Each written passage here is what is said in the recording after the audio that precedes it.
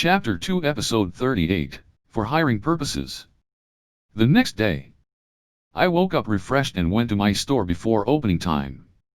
"Good morning, everyone." "Good morning," my employees said. "I'll appreciate how you looked after the store yesterday. Thanks to you, I was able to take some time off." "I see, that's good to hear. Too much work is bad for you. Remember to practice self-care." "Boss, you work too much. When we heard how much work you do, we were shocked.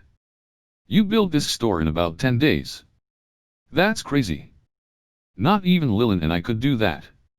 If you start doing all this work at your age, you're going to die young." "I'll be careful." "Please do. You try to act like an adult, but you're still a kid, you know. Even adults have to take it easy sometimes." My employees were more worried about me than I thought. Thanks to them, I didn't feel like I had to work that hard, however. I did appreciate their concern regardless, so I thanked them before I headed to the kitchen. "Chulma, are you here?" I asked. "Right here, boss.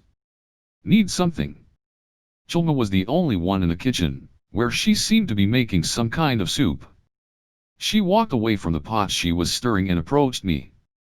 "I left town during my break yesterday and hunted some animals that I brought back for you. Cook these up for everyone. I drained the blood and froze them right after they were killed, so they should be in good condition," I said, taking the meat out of my item box. "My goodness, thank you. Horned rabbits, I believe? Put them in the fridge. I'll cook them for lunch." "Thank you," I said, while relocating all the remaining meat to the fridge. "Oh my, euros a lot. I found a pack of them and caught them all. Good thing we have a fridge. It's very convenient." "Is it?" "I suppose so. I had to conjure a new cooling barrier every day to keep it effective, so it was pretty annoying to use. If I got better at barrier magic, the effects would last longer, but this was much better than when I had to put up a new barrier once an hour back when I started using them in the forest. It very much is convenient. You can't do anything with food when it goes bad.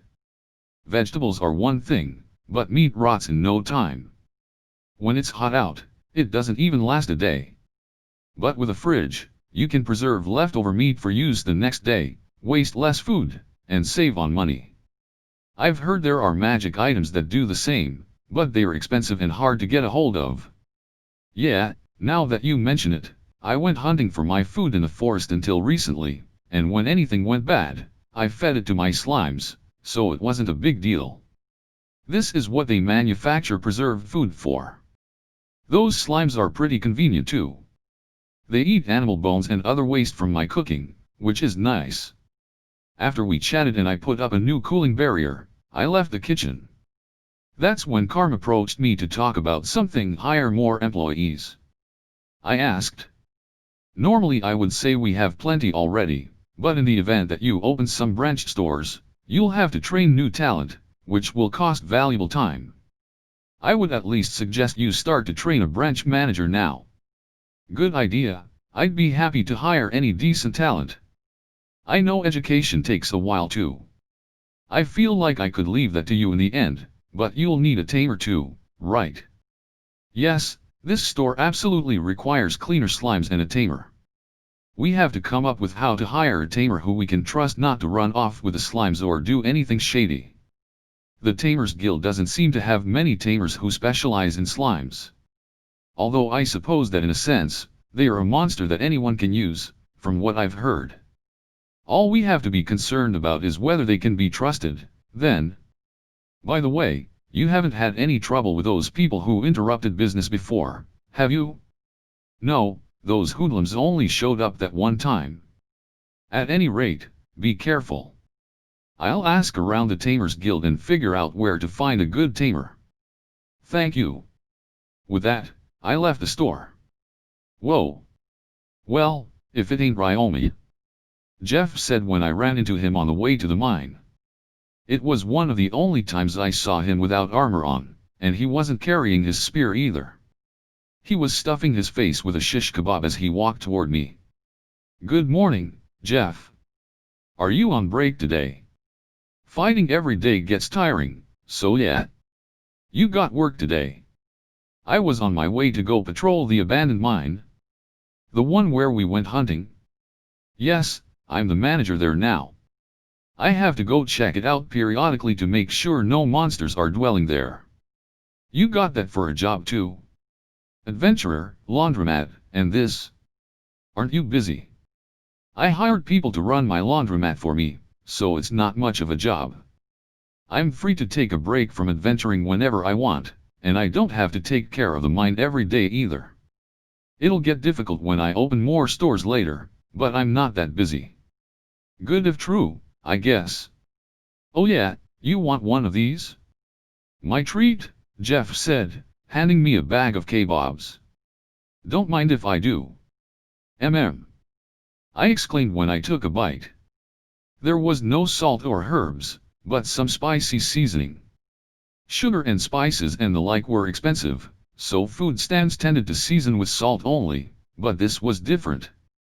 "This is pretty good," I said. "Right? The kebabs they sell there use a tiny bit of spice. Makes them kind of expensive, but they are great. The city square's right over there, if you want to go sit down and eat with me." I followed Jeff down a side street and arrived at the city square, where we sat at one of the benches around the well. It was sort of like a park, but man, you just opened a store and you're already planning to open more? "You were just saying something about that. The Merchants Guild and my employees asked me to consider it, but it's not like I'm going to open more right away. Besides, there would be a lot of issues." "What, something bothering you?" "My next stores would open in other towns, and I'd have to go around to each city to see if there are any tamers to hire. My business requires someone that can manage slimes. That ain't much of a problem. Just have the Tamers Guild hire someone for you." "That's an option, but from what I've heard, nobody specializes in slimes. Beginners work with them before they move on to other monsters, for the most part. There's also the matter of the hoodlums someone hired to come to my store once. Thankfully I had security to stop them, but now I really feel like I have to prioritize employees with good character," I said, biting into a kebab. The spice brought out the meaty flavor.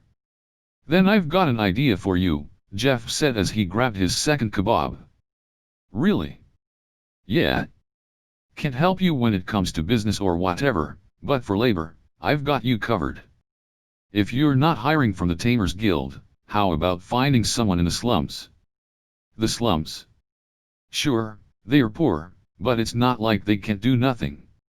I'm from the slums myself, but that doesn't mean I can't be an adventurer. I know some guys that can use taming magic too. Also, this town's got more work than most, so even the poor don't go broke and have to resort to crime too often. Plenty of us are perfectly nice people, and best of all, we've got a sense of camaraderie. As long as you don't go cutting salaries or turning on your employees like the public office, I can't imagine that folks from the slums would betray you. They want a stable income and a comfy life just like anyone, so if you want to hire someone, you can get that done in no time. Then it's just a matter of building trust with them." This was a new revelation for me. Now that he mentioned it, the guild was just a middleman. I could search for people myself, then hire them through the Tamers Guild or Merchants Guild when necessary. It wasn't a bad idea. Even Rainbach hired people from the slums to clean out the tanks. There was no reason not to hire them, at least, and maybe I could locate someone trustworthy. "Just think about it," Jeff said. "If you're serious about hiring someone, I can act as a go-between for you. I've still got some sway in the slums." "Thank you. I'll consider it." Jeff got up to go somewhere. I thanked him for the kebabs I had just finished eating, then decided once again to head to the mine. I had gotten accustomed enough to space magic to reach my destination in an instant. 50 sheets of cloth went fine last time, so I decided to make 70 today. Once that was done, I got to training. My sticky, Poison, acid, and scavenger slimes were good, but it didn't seem like I could expect much from the bloody slime in combat. It was closer to liquid than most, so it had next to no striking power. It had no other means of attack either. Its strength was its fluid movement, making it the fastest of the slimes. It looked like it could flee from threats, thankfully. In any case, I would have to take my time and watch to see what it was capable of. The metal and iron slimes were tough, but it had only been a few days since I made my contract with them, so I couldn't control them well yet. I doubted they could form tentacles. If they could do that and harden the tentacles, that would have had some applications, but alas. I needed to keep an eye on them for a while too. I confirmed that the earth and dark slimes could use magic. The earth slime knew rock and break rock. It also knew a spell that was like a weak version of Earth Needle. The dark slime knew darkness, for dimming the surrounding area, and dark ball, which fired an orb of darkness. I had hardly used dark ball myself, but I knew it was offensive magic that stole the enemy's life force.